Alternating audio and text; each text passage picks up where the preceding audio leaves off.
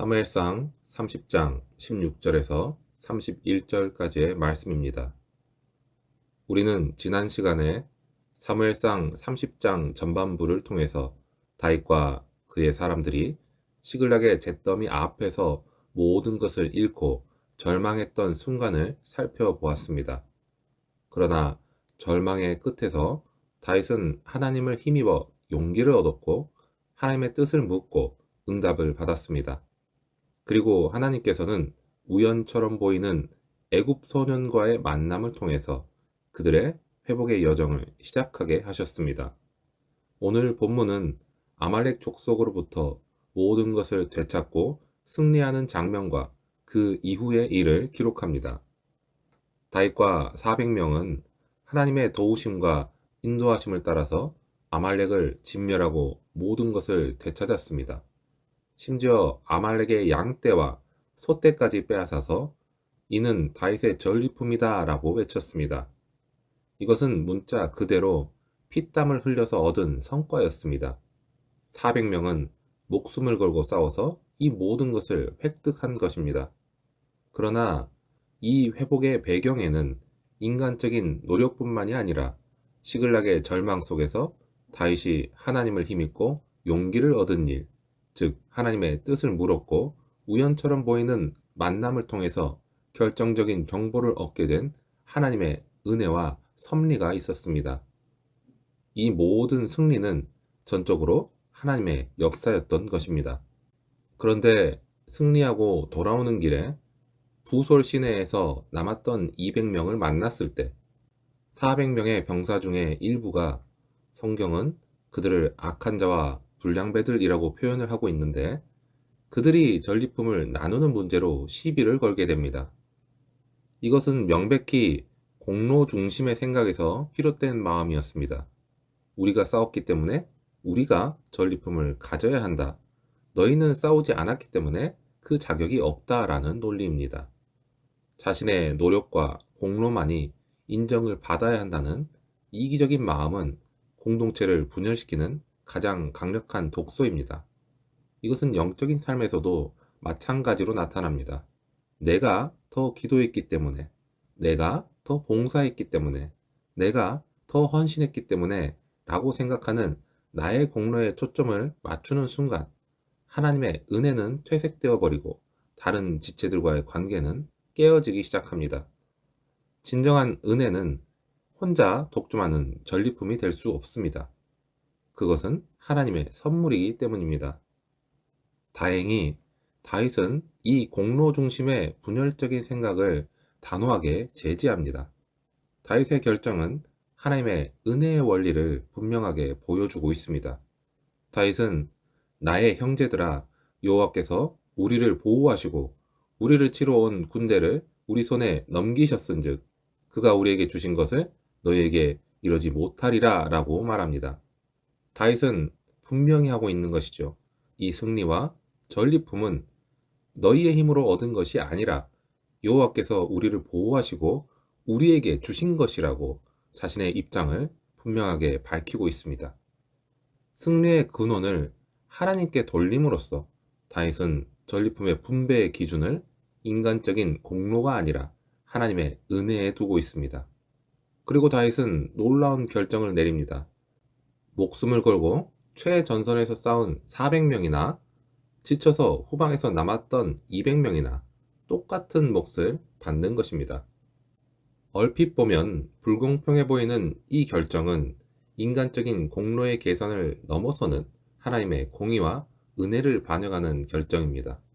200명은 비록 싸우지는 못했지만 공동체의 일원으로서 짐을 지키는 역할을 감당했습니다. 다윗은 공동체 전체의 협력과 하나님의 주권을 인정한 것입니다. 더욱이 이 원칙은 다윗 시대 이후에 이스라엘의 규례와 법도가 되었습니다. 이것은 단지 상황에 따른 임시적인 조치가 아니라 하나님 나라의 질서와 은혜의 원리를 드러내는 영구적인 법으로 세워진 것입니다. 마치 마태복음 20장에 나오는 포도원 품꾼의 비유처럼 보입니다. 하루 종일 일한 사람이나 1시간만 일한 사람이나 동일한 품삯을 밟는 이 주님의 비유는 인간적인 공로의 계산이 아니라 주인의 전적인 자비와 은혜를 강조하는 비유입니다. 하나님께서 우리에게 주시는 구원과 은혜는 우리의 노력과 자격에 따라 차등적으로 주어지는 것이 아닙니다. 우리는 모두 죄인으로서 아무 자격이 없지만 하나님의 값없는 은혜로 구원을 받았습니다. 복음은 바로 이 은혜로 함께 누리는 구원을 선포합니다.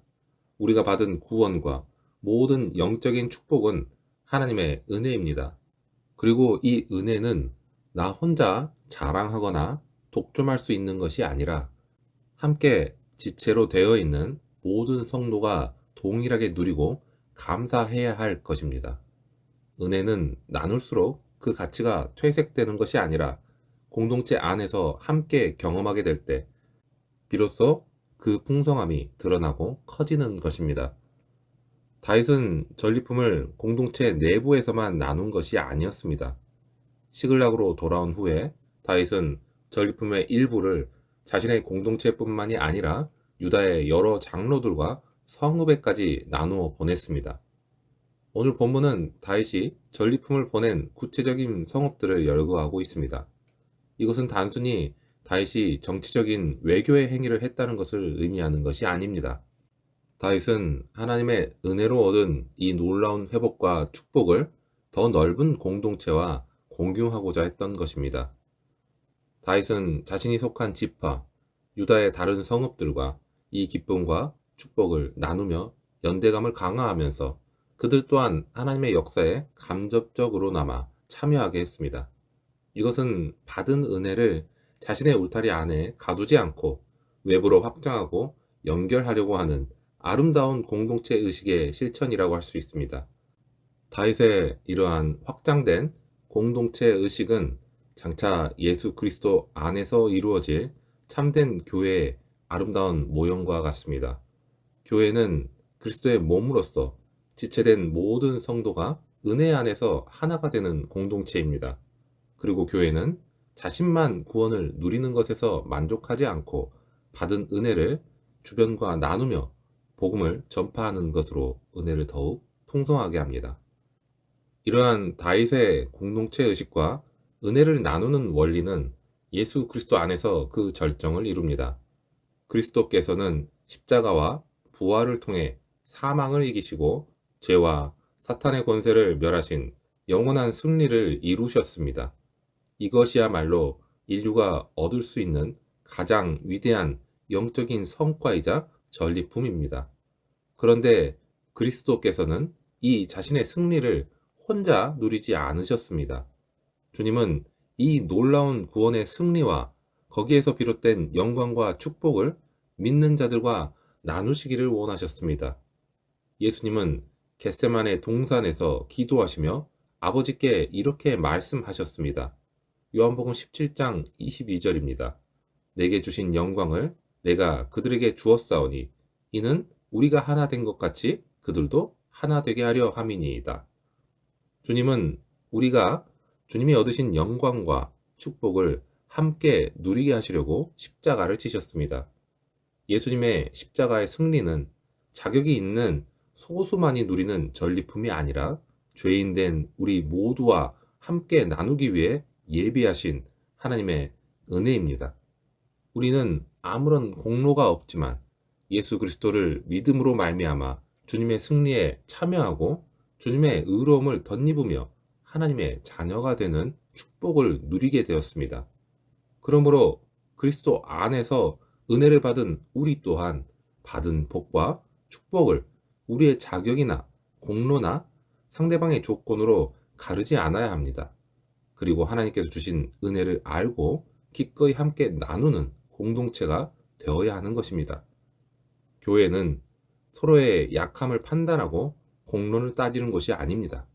오히려 서로의 필요를 채워주고 받은 은혜를 나누며 함께 세워져가는 은혜의 공동체입니다. 성도의 참된 공동체 의식은 바로 이 은혜 위에 세워집니다. 우리는 자신의 영적인 성과나 봉사나 헌신을 자랑으로 삼거나 그것으로 다른 지체들을 판단하지 않아야 합니다. 우리가 가진 모든 것, 경험한 모든 영적인 축복은 전적으로 하나님께서 값없이 주신 것이라는 것을 고백하는 겸손한 마음, 이것이 은혜 위에 선 공동체 의식입니다.